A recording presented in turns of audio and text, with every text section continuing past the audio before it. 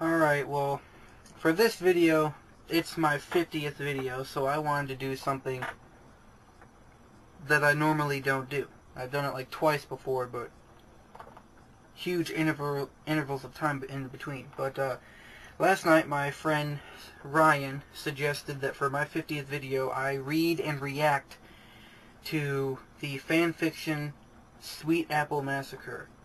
Now, he told me he read it, and he told me what it's about, which made me not want to read it at all, but I'll do it anyway. It's a My Little Pony fanfiction, and I've come across some very fucked up fanfictions for My Little Pony. Cupcakes is one of them. I will never read that one again. But, let's get this over with. Big Macintosh surveyed the many apple trees that made up Sweet Apple Acres. It was nearly Applebuck season once again, and it looked as though they would be having a bumper harvest this year.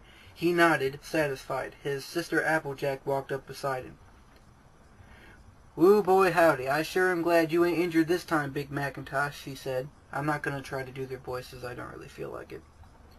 "Why, there's even more apples on them trees than last year." "Yup," Big Macintosh replied in his characteristic manner. "Them's a lot of apples." Applejack was silent for a moment, enjoying the feel of the slight breeze against her blonde mane. "Say, I don't suppose you've seen Apple Bloom anywhere, have you? I've been looking for her all day, and she ain't nowhere to be found." Big Macintosh shook his head. "Sorry, sis, can't say I have." "Darn, that silly filly's probably gone off somewhere with her friends. I just hope she ain't getting herself into any mischief, or else there'll be hay to pay." "Don't you go worrying yourself, Applejack," he replied. "I'm sure she's perfectly fine. But anyway, I need to go back to the barn. I gotta go and press some apples for some of my home-brewed apple cider. I hoof-picked a few apples earlier specially, all nice and plump and ripe, and they ain't gonna press themselves." Applejack laughed. "You sure do love your cider, don't you? Just make sure Apple Bloom don't get her hooves on it again. We all know what happened last time." Big Macintosh chuckled along with his sister. "Yup." The large red pony trotted back to the barn and gently closed the door. He opened a trapdoor with his mouth and went down the steps into an old, disused apple cellar. Usually it was just filled with junk, scrap metal, old worn-out plows, old rope, and various other bits and bobs that had outlived their usefulness. Big Macintosh often came down here when he wanted to get away from the world, to withdraw for a little while for some peace and quiet. Today was different, however. The old rope, at least, had found a new use, because in cellar space were Apple Bloom and her fellow Cutie Mark Crusaders Sweetie Belle and Scootaloo, bound and gagged, propped up against the wall. 3 pairs of scared, round eyes looked up at Big Macintosh as he approached. "Now then, you 3 fillies," he said, as placid as ever, "y'all need to learn a lesson. You need to learn not to mess around with Big Macintosh. All I want is some peace and quiet," he said, looking directly at Apple Bloom. The little red-haired filly cowered under his gaze. "All I want is a quiet life, without all you Cutie Mark Crusaders running around the place, making with the noise. When I'm finished with y'all, there's gonna be no noise from you ever again." As Big Macintosh approached, Scootaloo flapped her wings, struggling to get off the ground. Big Macintosh laughed and grabbed one of her wings. He twisted, at first slow, watching the pain visibly grow in her eyes, but then tore hard, smiling slightly when he heard the snap and the muffled whimper that came from Scootaloo. He then threw her to the ground. "Your wings are useless, you silly filly," he said pleasantly. He then went to a toolbox and took out a rusty knife with a jagged blade, and dropped it in front of the 3 fillies. I do not like where this is going. "I'm going to take off those gags now," he said. "The first one of you to scream gets their tongues cut out." He took off Sweetie Belle's gag first. She looked up at him with terror, but managed to stay quiet. Next was Scootaloo. She let out a strangled whine and was breathing heavily, still in horrendous pain from her broken wing, but managed to resist the temptation. Finally he removed the gag from his sister Apple Bloom. She stared at him with her large round eyes filled with fear and incomprehension. This was Big Macintosh, after all, her big brother, and the gentlest of souls. Wasn't he? Surely this was just a horrible joke? But she had seen what he had done to Scootaloo's wing, and it was definitely no joke. She took a deep breath. Applejack! Big Macintosh shoved his hoof in Apple Bloom's mouth, silencing her scream. He sighed and shook his head. I told you not to scream, Apple Bloom. You should listen to your big brother. I'll scream, and scream again, and Applejack will hear, and Apple Bloom said, falteringly, You know, I kind of hope you do. After all, I still ain't forgiven Applejack for that injury she gave me last apple buck season. If you want Applejack to join y'all down here, scream away. I, for one, would welcome her company. But now, to business. Big Macintosh picked up the knife and loomed over the cowering Apple Bloom. He pinned her down with a powerful hoof and stuck the knife into Apple Bloom's mouth. Sweetie Belle vomited at the sight, the thick yellow chunks and acidic-smelling liquid spattering heavily on the floor. Do you really need to describe the vomit? I mean, really. Scootaloo managed not to be sick, but rather gasped and sobbed and choked with panic. Big Macintosh forced open Apple Bloom's mouth and with some effort cut out her tongue. I want to quit right now.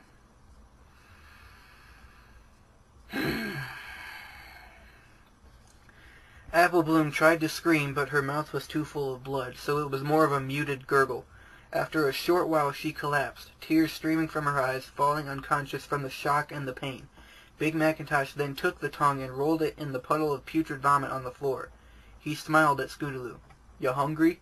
Scootaloo shook her head vigorously and cast him a defiant glare. If Rainbow Dash was here, she would kick the crap out of you. You maniac! Big Macintosh shrugged. Well, she ain't. And anyway, I wouldn't be so sure about that. Rainbow Dash ain't as tough as she likes to make out. He shoved the vomit-covered tongue into Scootaloo's mouth and used his hoof to clamp her mouth shut. Don't you go trying to spit it out now, he said calmly, with a little laugh, and the filly struggled and squirmed.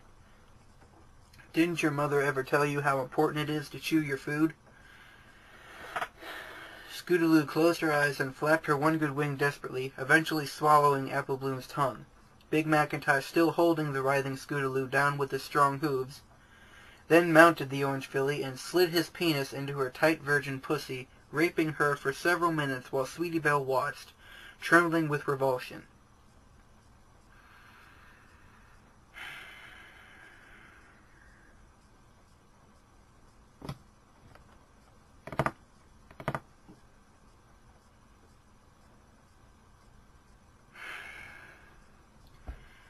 Apple Bloom was still out cold, blood pouring from her torn-up mouth. Cutie Mark Crusaders raped victims, Big Macintosh said with tender mockery as he fucked Scootaloo, followed by a gentle chuckle.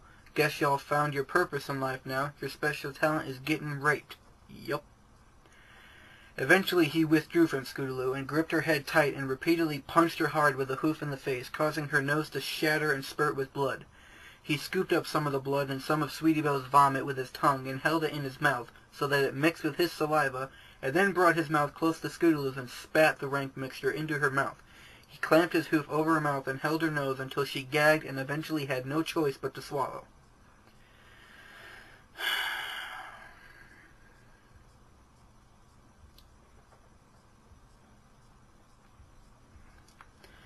As Scootaloo retched and spat and cried, he turned to Sweetie Belle. He grabbed her easily as she was too shocked and traumatized to respond, and with apparent amusement he rammed her horn up Scootaloo's ass. The horn was too big and hard, so the skin around Scootaloo's ass ripped and blood and fecal matter first trickled and then poured profusely down onto Sweetie Belle's face, as well as urine as Scootaloo pissed herself. Really? It's already fucked up that he's raping them, and then you have to describe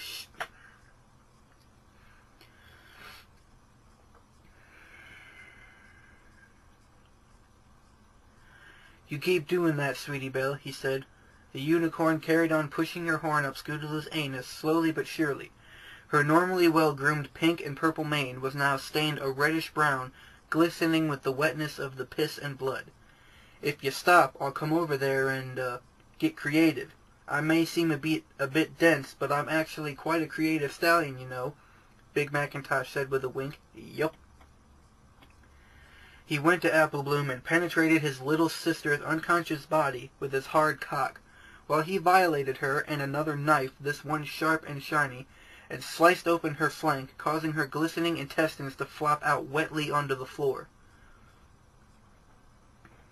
He glanced over and was pleased to see that Sweetie Belle was still using her horn to anally penetrate Scootaloo, and her face was now completely covered in blood and feces and urine.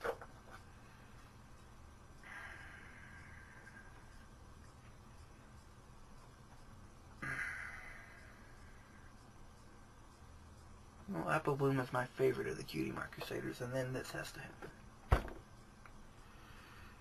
That makes me wonder what the fuck is on some people's minds these days.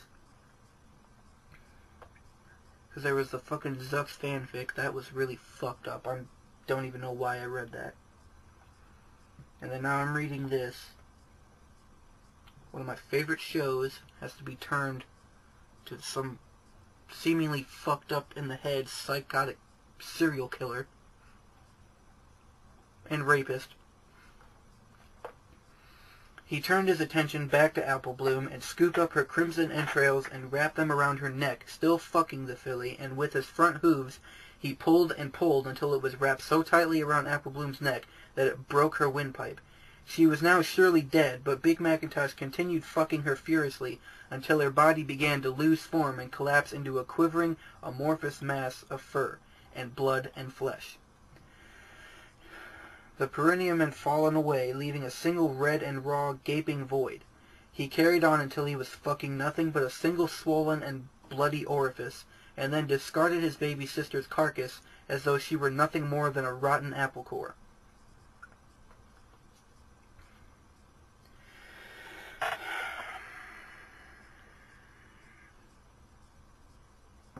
I just want to close this right now and just not even finish the story.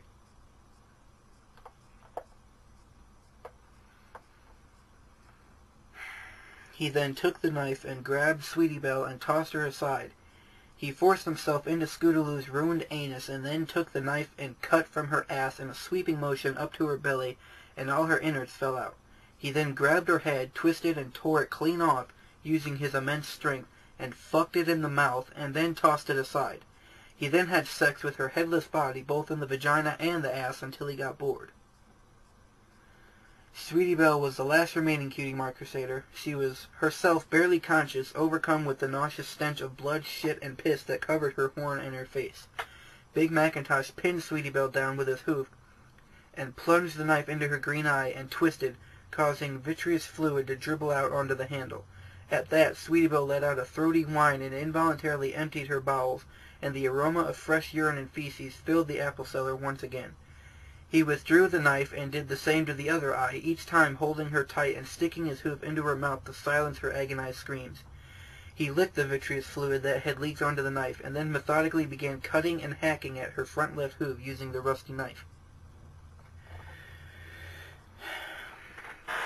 The knife was quite blunt, so it took a Herculean effort to get through the skin, bone, and cartilage, but eventually the bone splintered and the leg came off.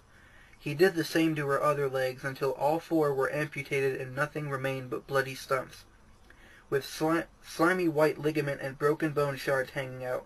At some point Sweetie Belle had passed out, the overwhelming pain too much for her to bear.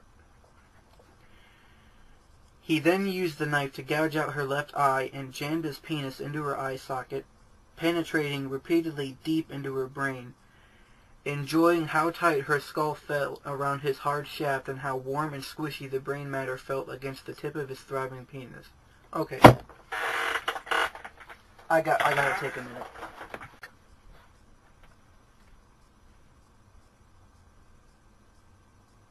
What the fuck?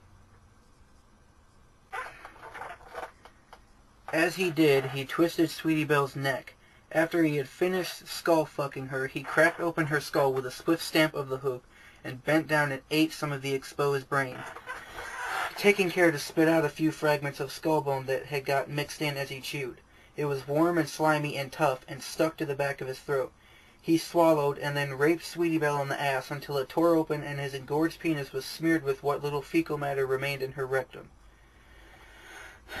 He took one of Sweetie Belle's detached legs and shoved it inside her ass, and then fucked Apple Bloom and Scootaloo's bodies the same way. forcing the amputated limb in hoof first as far as it could go. He thought how strange it was that the still lumps of torn flesh that he was fucking with Sweetie Belle's leg had been so vibrant and alive such a short time ago. But now all three were dead, and he finished by spurting his voluminous load into Apple Bloom's destroyed backside. He watched with satisfaction as the semen and blood and shit mixed together, forming a foamy maroon pool. He bent down and greedily lapped up some of it with his tongue, pressing his tongue deep into her anal cavity so as not to miss any, letting some dribbling down his chin. It tasted foul, of course, a rancid, tangy slime that burned his throat, but it felt so satisfying. He swallowed the filthy goo and wiped his mouth with a hoof. It was done. Big Macintosh would finally get his peace and quiet. "Big Macintosh, you down there?" It was Applejack. He looked at the disfigured corpses of the three fillies, all now barely recognizable as the oh-so-sweet Cutie Mark Crusaders, and realized he felt strangely unsatisfied. It had all been a bit too quick and easy. Now Applejack, that would be a challenge. She was Ponyville's best athlete, after all. She even had the prize pony of Ponyville trophy to prove it. And of course, he still hadn't forgiven her for that injury. He felt his penis stiffen once again in anticipation. "Hey, Big Mac, I said, are you down there?" came Applejack's lilting voice again, whatever that's supposed to mean, this time more insistent. Big Macintosh replied serenely, "I sure am, sis. Hey, come down here a minute. I've got something to show you." "Sure thing. What is it?" "It's a surprise." "Oh boy, I sure do love surprises. Something real nice, I'll bet." "Something real nice?" Big Macintosh looked at the mangled, mutilated remains of the Cutie Mark Crusaders, and his lips curled into a thin smile. "Yup."